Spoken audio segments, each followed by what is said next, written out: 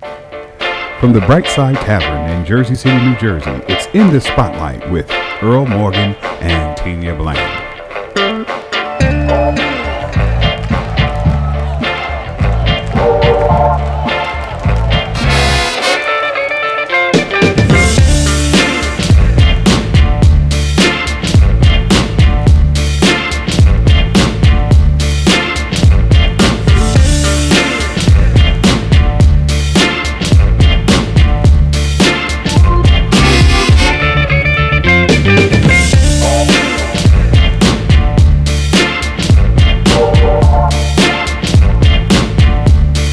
Good evening, GoPro Radio Network listeners and watchers. This is Earl Morgan, your host for In the Spotlight, and I have with me today my trusty right hand, Tinia Bland. I can't do this without her. Boy, you have no idea. And we have two guests with us today that I'll let Tinia introduce because she's closer to them than I am. Brother Jason and his wife Sharon from the Nation of Islam. And we're introducing today Justice or Else, the October 10th March to Washington. And Brother Jason is going to give us an update on why we're going, why it's pertinent, and what happened 20 years ago, that makes it so relevant that we do it again. You got the floor, Jason. Thank you. At this time, I'd just like to thank you for allowing me and my wife the opportunity to come on your show and speak about the 20th anniversary of the Million Man March. It's 10-10-15, Justice or Else is the theme for 2015. But 20 years ago, 1995, the theme for the Million Man March was atonement. And the reason why it was atonement, because in 1995, the black community was at war with itself. There was a lot of violence going on at the time. There was a lot of drug abuse. Families were being torn apart. And Minister Farrakhan saying that he saw the plot that was happening against young males at the time. There was a plot to arrest young men and for drugs and give them high sentences for petty crimes. And him seeing this, he started to Stop the Killing tour that went all over 52 cities in the country. And we had a lot of success in 1995 with the Million Man March. One of the successes that we had was after the Million Man March, crime went down in all of the cities of America. I don't know if everybody know that, but crime went down for a period of time. Not only did crime go down for a period of time in the cities, but also a lot of men went back home and atoned with their families. They went back home and became fathers again. Not only did a lot of men go home and atone with their families, but a lot of men joined religious institutions of multiple backgrounds. Not only did we join multiple institutions of multiple backgrounds of religious groups, we also joined political institutions and began to exercise some political power. And we got to say that the backbone behind all of that was the women pushing us to get out there and make a stand for ourselves. So I just wanted to touch on what started it from the beginning. Jason is a very diplomatic man. How long you been married? 6 years now, going on 7 years. You're starting smart, see. You know, the first thing a married man has to learn is two very important words. Yes, dear. But the reason why I'm bringing that question up, the last Million Man March, and it was the Million Man March. I was there. Yes. And there were more than a million men. Yes, there. It was. I remember at one point I was actually trying to find somebody. Absolutely. in that mess. And I went to the front of where the speakers were. Yes. I thought maybe if I could look out, I could see them. Mm-hmm. That was dumb. I mean, right. You literally, it was so many people, your mind just refused to take it in. But there were some sisters who felt they were being left out. Right. And I listened to a lot of the chatter about that and why they felt that, why aren't the sisters there too? And let me see if Brother Jason can expound on why it was Million Man, not Million Man and Woman March. Okay. Yes. The man is the backbone, and if he can get himself in order first, then he can come and he can be a better father to the children. He can be a better wife to his husband. He can be a better husband to his wife. He could be a better role model in the community. So it was about putting the man in order first, and then letting him take care of his responsibility. Well, Tinia, I'm just going to, one other thing, I'm going to turn this over to you. Because being a sister, now this is a sister here who takes no prisoners, so she's going to have a lot to say about this. But at the time that this happened, I remember thinking hard about this. Because not only was the nation talking about a million man, right, but years before that, when we had the Black nationalist movement, yes, we had the same issues come up. Yes. And the Black Panther Party had a lot of issues around women and misogyny. Yes. And it's something, it's even an issue today in rap. Right. Which I don't listen to very much, but I know that's, they say some terrible things about yes, the that's sisters. true. But on the other hand, we did say back in those days something very important about the women. Right. We call them the culture bearers. Right. Because they're the ones who do the teaching. Absolutely. And that was I thought that was very important and very true, having grown up with a black mother. Yes. And black aunts and uncles and nieces and nephews. The culture bearer is the woman. That's the one who starts it all. That's right. That's right. I remember when I was a very, very young man, 3 or 4 years old, my mother would take me to the library around the corner, Miller Branch, right, on Bergen Avenue. And we'd sit at a table, which is still there, incidentally. Mm-hmm. They don't make furniture like they used to. No, and, they don't. And read to me. Just get a book and start reading. Mm. I don't know why that should be so outstanding, because that is what we're supposed to do. The culture bearers. Right. There it is. But that's just the point. My father was at work. Right. And when he came home, he was, let me tell you, he worked on the railroad. Ooh. And because that's where all the money was in right, this town. And, he wasn't culture. The only culture he wanted to bear was straight to bed. He was tired. So that's how that worked. But yet and still, we tend to push the women back. Even the SCLC did that. Right. We talk about Ella Baker and all the women now. We're beginning to finally bring them out of the shadows. Yes. But for a long time, it was just Martin and Jesse right, and all the guys. Right. But behind all of that right, was the women. Absolutely. You could not have had that without the women. That's right. So this time, are the women going to be at the Million Man March, or what? Are we yes. still? Are we invited? Yes, the women are invited this time to the 20th anniversary. Also, children are invited too. Oh, so this is family. Absolutely. I tell you, I knew that. I watched Minister Farrakhan on News One Now the other day. Oh, yes, he was there the other day. And that question, Roland Martin asked that question right away because he knew he had to put that one to bed. But now it'll be the whole family. Yes. But there was a reason for that, though, wasn't there, that they did the men? Yes. And you said it was about the brothers going to jail? Right. Right. It was about the men accepting responsibility because we have fallen short to our duty to God. So it was basically to reconnect the man back to God and let him be the man that God intended for him to be.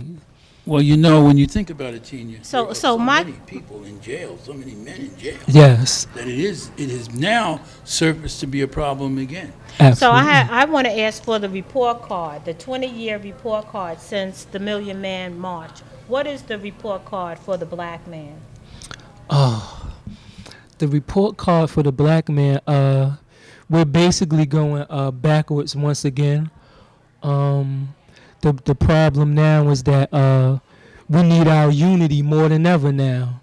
And our unity is the only thing that's going to get us out of the situations that we're in.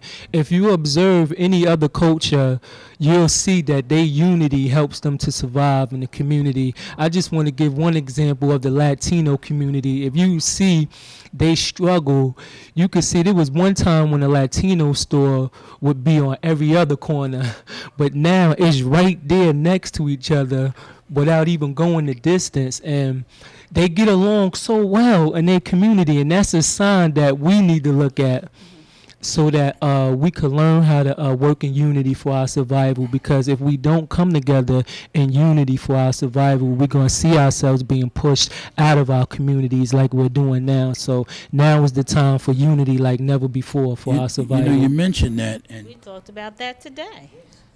we had a conversation today earlier about what is going on in this city with a push for gentrification. Yes. And we live in a black community. Well, actually, our community was never completely black. It was Right. always whites and some Hispanics, but it's predominantly African American. Yes. I don't know if we can say that anymore. All of a sudden, the houses that we lived in that were redlined. Right. Exactly. You go to the bank to get a mortgage, they give you a calendar and Right. they throw you out. But you want to get Right. the mortgage. Now, and we had for sale. Remember, Tinia, the for sale sign? I do. We had for sale signs all up and down our block. Right. Couldn't sell the houses. Now, the houses change hands and you don't even know. Right. You cannot Exactly. find a house for sale. That's right. There are no for Right. sale signs anymore because our community is now becoming an upscale community. Yes. And we're attracting people from all over the place. Yes. We have our community is international. It is. It's Yes. the UN, right? Yeah. Well, we have Japanese, Yes. Egyptian, Egyptian. Jewish, Arabs, Jews. You're right. Yes. We have everybody on our block. Yes. In that one little stretch between Crescent and Park, in that one little stretch. Yes. And we're a little concerned that we're losing our place in the city. Yes. And about unity, boy, It's a tough one. that's a tough nut to crack. In order for there to be unity, excuse me, I Go apologize. right In order for there to be unity, there has to be love. We have to have enough love in our communities first in order for there to be unity. And why are our homes being taken from us in our own communities? It's because we don't pool our dollars together as a community. The building, split that cost and just keep going and keep going. But what takes the unity? We have to have enough love for each other. I think we also have to learn how to save money. Right. That it's not about the clothing on your back, the house that you own, the car that you drive. That is really about building wealth. Right. So, and if you build wealth, then when that brother or sister comes to you in need of the community, in need Right. of opening that store, you can afford to because you pool your money. But my second point, and then we're going to go to break, is that I think we have to learn forgiveness. Yes. Absolutely. So, atonement, I think we need to learn some forgiveness. Well, yes. It was actually, that's one of the steps in the atonement. It's a 8-step process. And I just want to go over, the Jews do that every year. The Jews go through a process of atonement. When they come together, they apologize for wronging each other, and then they go back out and they conquer the world. Because, when, like you said, the power of forgiveness, that's strong. When I forgive you and you forgive me, then we can move forward without the guilt and all the weight of the wrongdoing that's on our mind. Another thing I wanted to say. We have to take a break. So hold that thought, and we will be back. Stick there, don't go nowhere. And the Spotlight will be right back. The Brightside Tavern, in my opinion, is the go-to because it's a comfortable place. Reminiscent of Cheers restaurant with a rectangular bar, with people coming in, seeing one another, communicating right away with one another. Besides the obviously restaurant like this has very good food and very affordable pricing. With that being said, it's about attitude.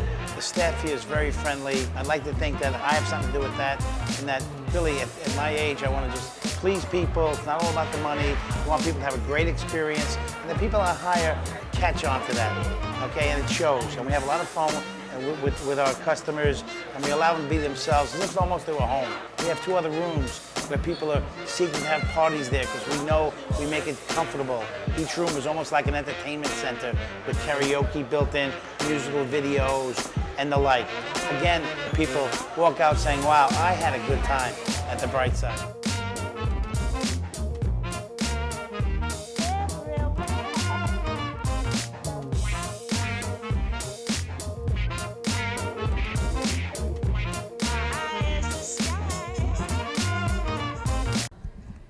Welcome to In the Spotlight with Earl Morgan and Tinia Bland.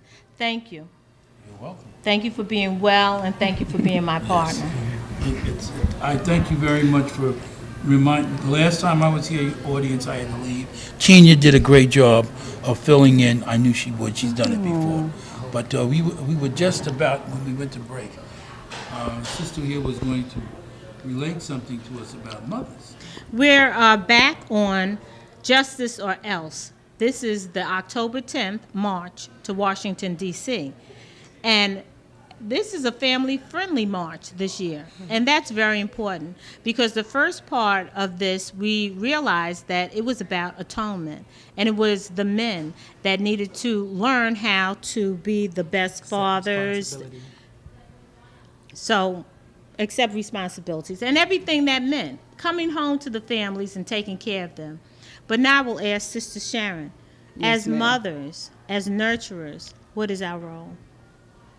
Us as mothers and nurturers, we're the first teachers of our children. So when we're taken from the home, going back to Dr. Morgan's point where his mom was able to take him to the library and sit down and read to him, we don't have, a lot of us women don't have that opportunity now. So when a woman is absent from the home, who's raising her babies? Who's raising our babies? You have the television, you have the next door neighbor, or the children are just raising themselves. Who's cooking for them? Sarah Lee, Hungry Man. We're taken out of the home, so Popeye, McDonald's, and Burger King. Right, and it's all poisoning our family. So to get the black man back in order is relevant. It's necessary for them to get out there and work while us as mothers and role models for our babies, we're able to stay home with them and raise them the way that they should be. And that will cut down on the crime in the communities. It might even stop the crime in the communities. But Sister Sharon, let's get ma'am. to it. What is our responsibility in getting that man back home? And I say that because I think some of us forget that it takes a couple to make that child. And, you know, as my father told me before we left home, take this with you. Mm-hmm. It will take a father to also do his part in rearing that child to become an adult. Right. And men make men. We make big boys. Yes, ma'am.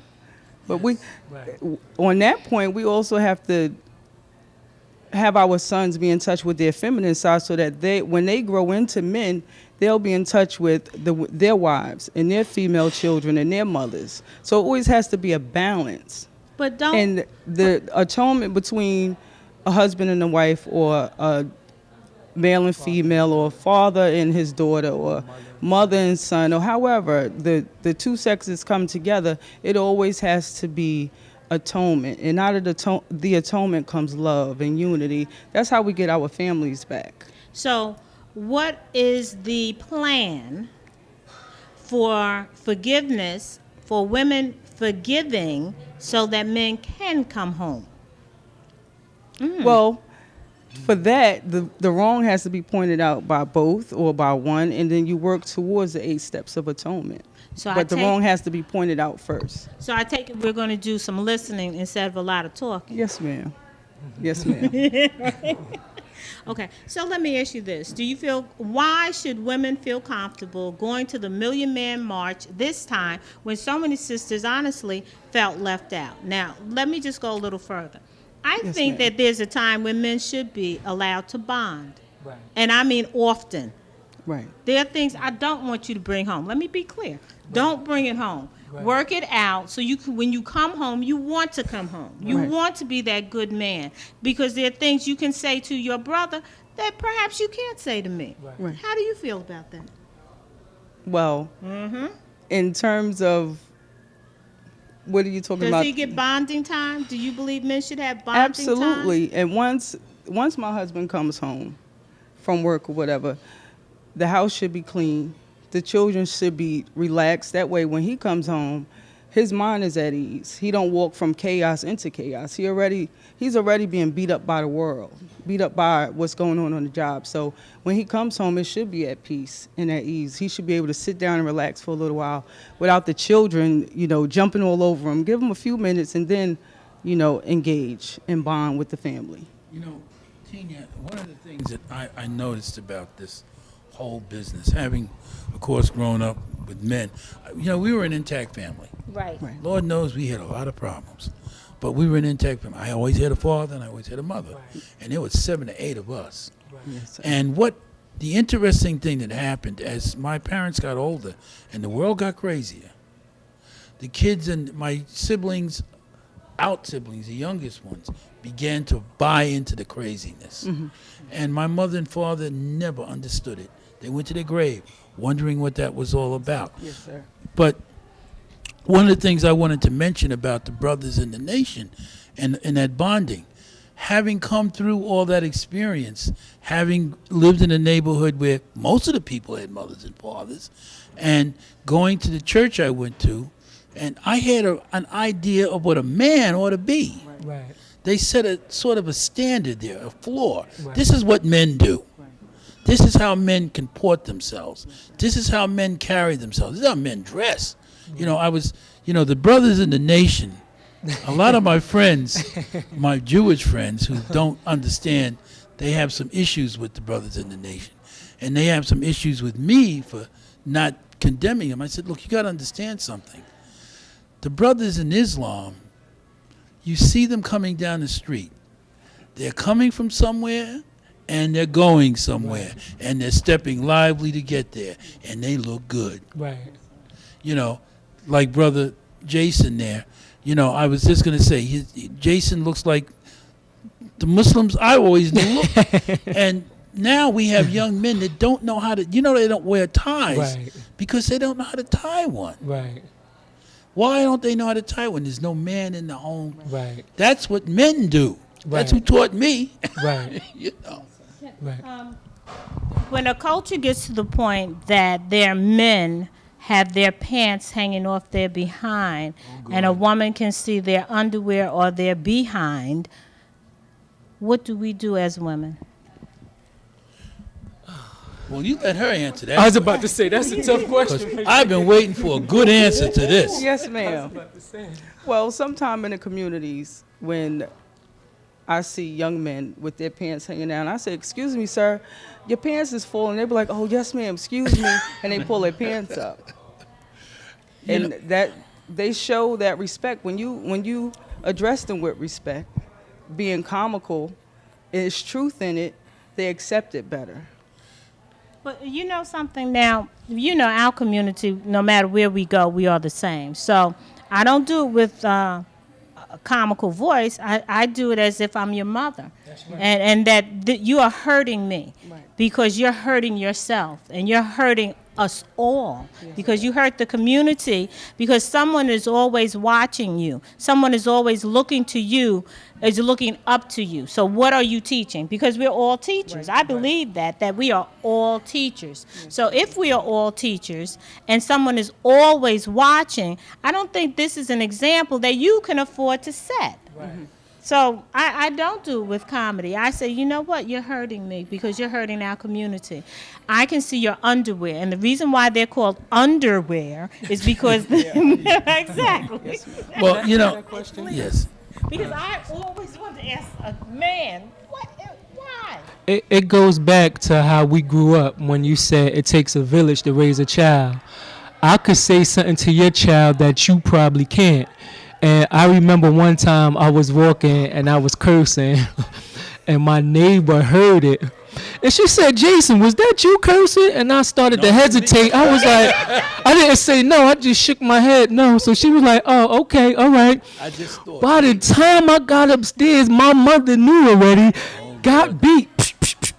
went back downstairs, had to go apologize for cursing in front of her, but that's how we were. That's a real example of unity in the community. It takes a village to raise a child, but nowadays the neighbor don't know your children. I don't know the neighbor's children, so we got to get back to that village of. Well, it takes a village to raise a interestingly child. enough, about that same thing, I can remember as a very young man, very kid, really a child, people would just say to me, people I knew or didn't know, Right. adults, many men and women, boy, you get yourself an education. Now, Right. these were people who often didn't really have an education. Right. You know, they didn't have that. They went to whatever grade in grammar school, maybe a little high school. Right. And I mean, I'm not talking about once. I used to hear that 6-7 times a week. Yes. You know. Yes. You heard it till you got sick of hearing. Right. But they did that because they cared. Right. And the same thing with when you were saying about your mother. There's a woman on my block named Big Mama. Big Mama sat in the window on Communipaw Avenue all day. I believe Big Mama had a potty because she never let that go. And, you know, if you did something wrong, boy, I'm going to tell your mother on you. Get out that street. And she would tell your mother on you. Right. Now, I hated Big Mama. When I got old enough to understand the world, Right. I understood Big Mama. She was a blessing. She was important because she sat there and said, I'm going to make sure these kids do right. Right. And my mother, when she came home, she would tell her, and you know, you got it for two reasons. One, you did something you shouldn't have done. Right. And two, you embarrassed her. Right. Right. Right. You know, because That's she, right. boy, first thing it says, boy, why did you do that? As if you could come up with some great answer that would save you from the butt kicking you were about to get. Right. But there was no answer. But you know what? I want to bring that back to 2015. Okay, so we had the big mamas. We Right. had the mothers and fathers in the community that said, get an education, don't be like me, because I heard that. Because I think that was the age of the winos. Right. And- Right. And they would be sitting on the corner, which I say, I don't know what it was called, but they'd be sitting there. Singing, doing all types of things. But they were alert enough to tell you as you walk by to go to school, don't be like Don't be me. like me. Yes. And that was very Yes. important. Now, my question is, what happened to the big mamas? What happened to the fathers of the community? Because we are Right. the adults of the community. We are the elders. People make money off of our ignorance. So when we wake up from ignorance and start to do for ourselves, a lot of people are going to lose money. So their goal is we have to invest money in keeping the black community ignorant so that we can benefit. And that's the type of education that we need. When an airplane crashes, one of the first things that they look for is the black box. And the black box tells you what happened and why this airplane crashed. And that's the type of education that we need. We need an education that's going to tell us what happened and how we got in this condition so that when we get out of this condition, we'll never fall into this condition again. Are we? Yes. We're 1 minute away from a break, but I wanted to add to that. That was a very good analogy. Thank you, brother. You know, I was a newspaper reporter for 40 years. Yes. So my job was to find out what happened, how, when, why, and what. The 5 W's and an H report.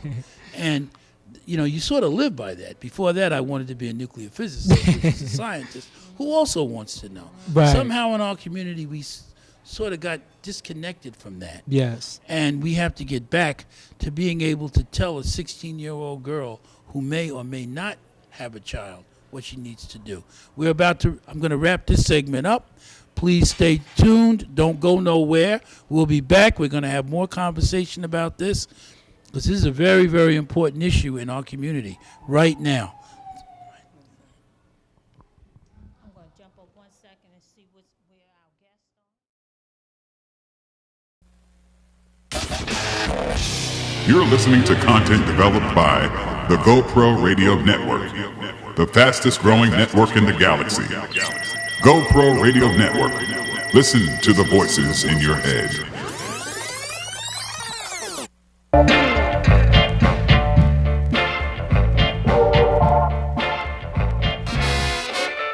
Attention. Parents of children in Hudson County school districts including Harrison, West New York, Jersey City, Hoboken, and Union City. You may qualify for free or low-cost child care. The Urban League of Hudson County is providing parents with the opportunity to apply if eligible for before and after school care for children 3 and 4 years old. Find out how. Come to our offices or call at 201-451-8888 extension 186. Urban League of Hudson County.